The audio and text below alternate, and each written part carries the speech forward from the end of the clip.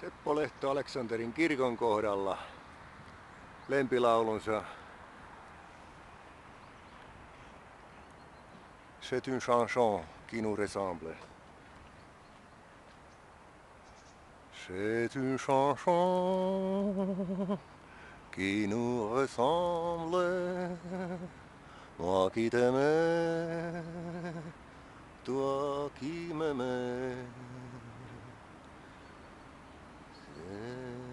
C'est une chanson qui nous ressemble. Da, da, da, da, da, da, da, da,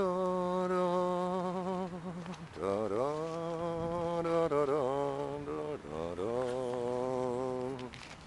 Näin syksyn tulleen on syytä muistaa, että aivan kuin puu karistaa lehteensä, on kansakunnankin syytä muistaa karistaa ei-toivottavat ainekset pois helmoistaan.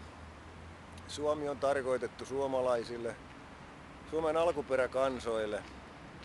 Musta Afrikka kantakoon omat lehteensä, kasatkoon ne kasoiksi, aivan kuten syyslaulussa C'est une chanson. Siinähän laulussa todetaan, kun saapuu syys, kerääntyvät putoavat lehdet puista ja ne kasaantuvat tuulen vieminä kasoiksi.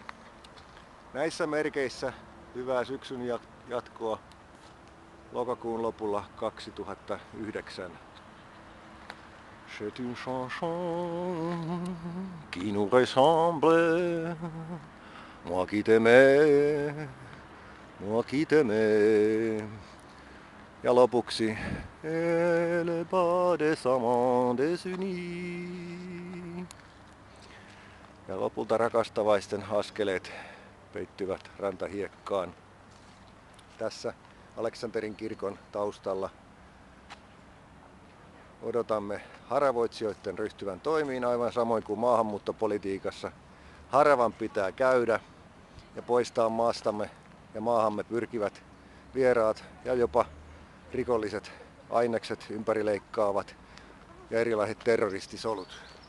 Varjelkaamme kirkkoa islamisaation kiroilta aivan samoin kuin yhteiskuntaamme, nuoria naisia ja niin miehiä